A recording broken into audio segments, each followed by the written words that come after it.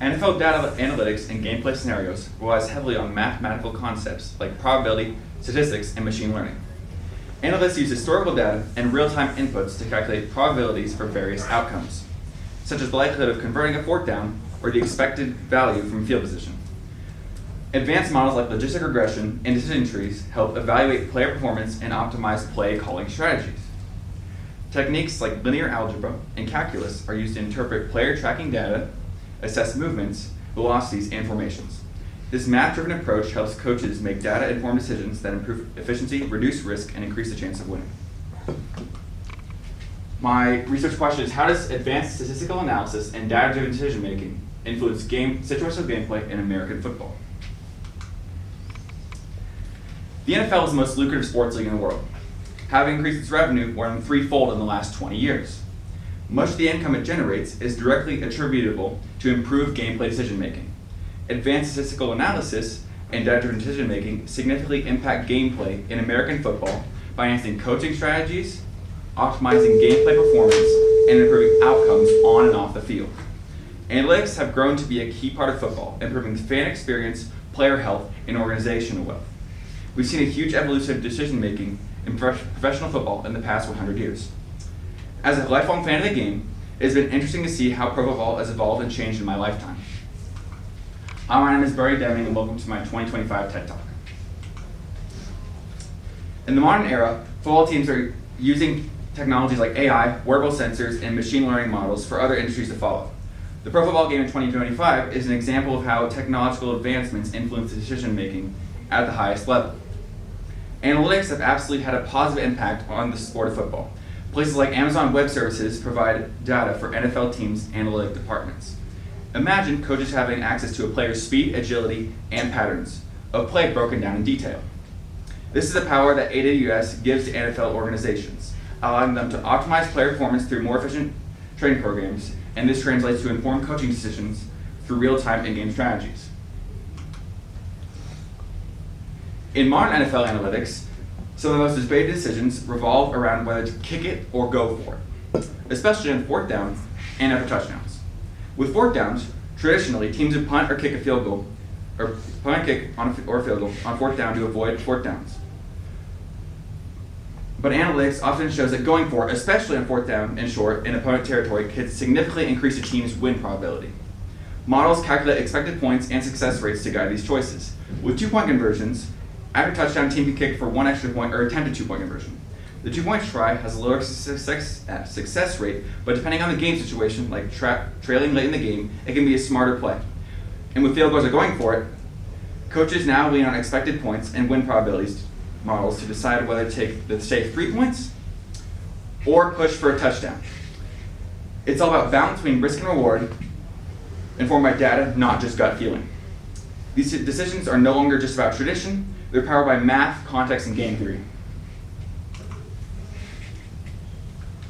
Historically, professional football teams have made decisions based on gut feeling and instinct. Minimal historical data was available to drive their decisions.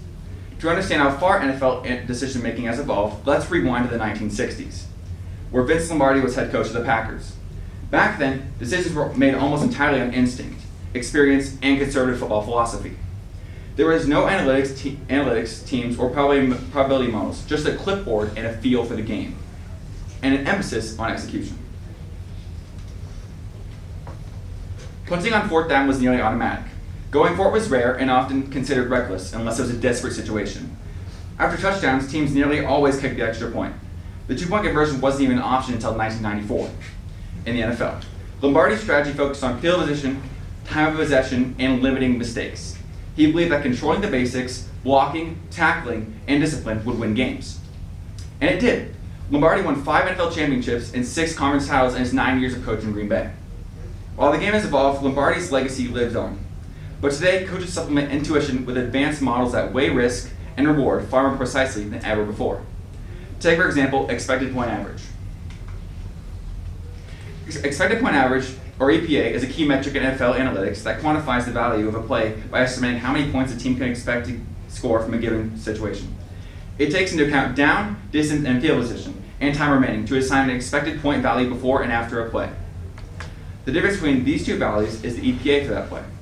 For example, a successful third and long conversion that moves the team closer to the end zone would yield a high positive EPA, while a sack or a turnover would result in a negative EPA.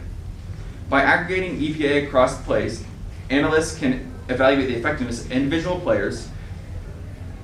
EP provides a basis for specific situations and games, whereas EPA measures if a player or team performs worse or better in the situation than they were expected to. These metrics, along with others, are utilized by NFL teams to make more informed decisions. Analytics increases gameplay efficiency. The data can show coaches how often an opposing defense or offense utilizes plays and formations. Fourth downs are a critical part of decision making in football.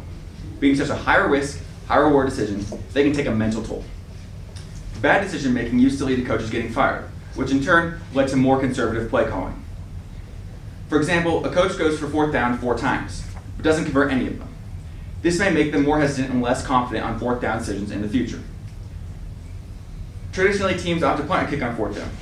This conservative mindset comes from a long-standing belief that failing to convert on fourth down creates a massive disadvantage.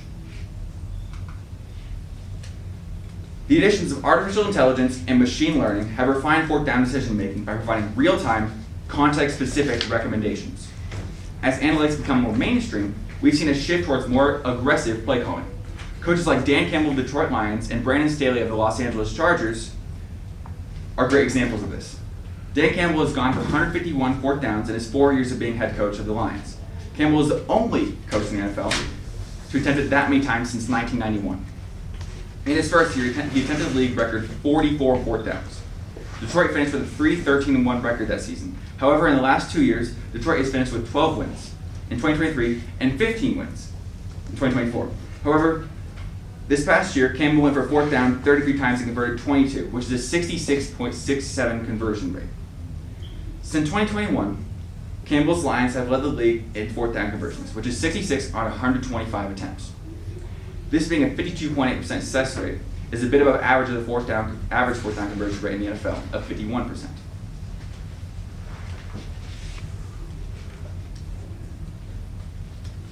Former Chargers coach Brandon Staley's more aggressive coaching approach has been a rougher road than Campbell.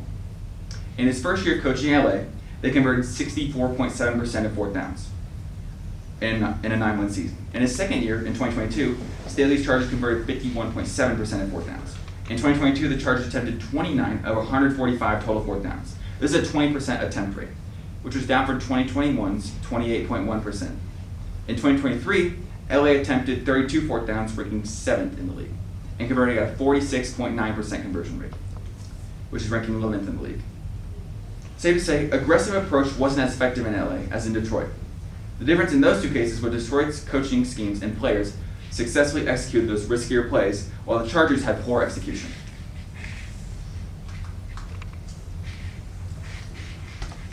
Coaches and analysts use historical data of what others did in similar situations to make a decision. However, not every decision is determined by analytics. Some coaches do the opposite of what the analytics suggests. As mentioned previously, many teams have historically been conservative on fourth down. This changed during the 2009 season, which is seen as a major turning point in the use of analytics in the NFL. 2009 marked the first time a large pool of data was available to teams. Statistical modeling gained popularity both on and off the field. One game in particular is credited with shining the spotlight on analytics. During a game against the Indianapolis Colts, head coach Bill Belichick's New England Patriots faced a critical 4th and 2 on their own 28-yard line, while leading by 6. Usually teams would punt the ball to push the opponent further in scoring, but Belichick chose to go for it. The attempt failed, giving Indianapolis excellent field position and leading to a game-winning touchdown for the Colts. Though the decision was costly, analytics supported that it maximized the Patriots' chances of winning. This play in particular is known as the Belichick 4th and 2, and is marked as one of the first times modern analytics gained widespread coverage in the NFL. Bill Belichick's controversial 4th and 2 decision against the Indianapolis Colts in 2009 is revisited, showing how predictive models supported his aggressive play call. The idea of going for it on 4th and 2 beyond their own 28-yard line is an idea that it seems too vast to the majority of coaches. Another example comes in the 2021 NFC Championship game. The Green Bay Packers head coach Matt LaFleur made a controversial decision against analytics. Trailing 31-23 late in the fourth quarter, he chose to kick a field goal on 4th and goal instead of going for a touchdown. Analytics favored going for it, as a touchdown and two-point conversion could tie the game, when a failed attempt would still put the Buccaneers deep. Instead, the field goal cut the deficit to 31-26, but Tampa Bay converted a crucial third down and ran out the clock, preventing Green Bay from getting the ball back and securing their trip to the Super Bowl. According to the models, the choice to kick a field goal reduced Green Bay's chances of winning the game. LaFleur's decision sparked deep backlash from the media and the fans. More recently, a study found that NFL teams miss out on an extra 0.4 wins per year by not implementing a more effective fourth down strategy. Additional factors like time remaining, point differential, as well as the relative offensive and defensive strengths of each team all draw to the same conclusion of the NFL coaches being too conservative overall. Will Palmquist, author of Fourth Down Decision Making, challenging the conservative nature of NFL coaches, argues past research has shown a tendency of NFL coaches to act conservatively on fourth downs. Despite a plethora of statistically significant findings, coaches have continued to execute suboptimal decision making in these situations. The fourth down bot points out that more than half of all plays result in a gain of 4 or more yards. So one would think that going for it on fourth down would be more common, especially when a team is within a couple of yards of a first down. Palmquist concludes with, despite convincing research, the conservative nature of the NFL on fourth downs has not changed in any meaningful way in recent years. The figures shown here demonstrates the relatively steady trend of fourth down decision making, with coaches electing to go for between 11 and 14% of the time over the past 10 seasons. It seems coaching is trending towards the direction of following analytics. One of the riskiest but potentially impactful strategies of the game is two-point conversions. When most coaches settle for the extra point conversion, very few decisions impact winning and losing as much as the two-point conversion. On average, NFL coaches try for 2 points less than 5% of the time in the first, second, and third quarters of the game. Although in the fourth quarter, teams attempt two-point conversions 15% of the time. Most of the time, teams often attempt two-point conversions when they are leading by 6 points or trailing by 6 points, and they score a touchdown. For example, if it's pretty late in the game and a team is losing by 1 point, but scores a touchdown, they are now winning by 5 points. If they were to go for 2 and convert it, they would ensure that an opposing team touchdown would not put them down. However, if they were to attempt the extra point, an opposing team touchdown would put them behind. Most of the time, teams go for 1-point conversions, but 2-point conversions are more situational. Wayne Winston, author of Mathletics, supports this by saying, suppose a team is down by 14. It's late in the game, and so they score a touchdown. Virtually, all NFL coaches play it safe and kick a 1-point conversion because they wager that they will score again. Kick another 1-point conversion and win it in overtime. Suppose the team has the ball with 3 possessions left and is down 14 points. If the team follows the 1-point conversion strategy, they will win the game only by scoring a touchdown or 2 successive possessions, holding their opponent scoreless on a single possession and winning in overtime. The probability of winning in this fashion is shown here. The .19 is a 19% chance of scoring 1 touchdown squared, meaning that you've got to score 2 touchdowns. The 68% is the probability of stopping the other team and getting the ball back, and the 5% is the chance of winning in overtime. Add all this together and use the winning formula.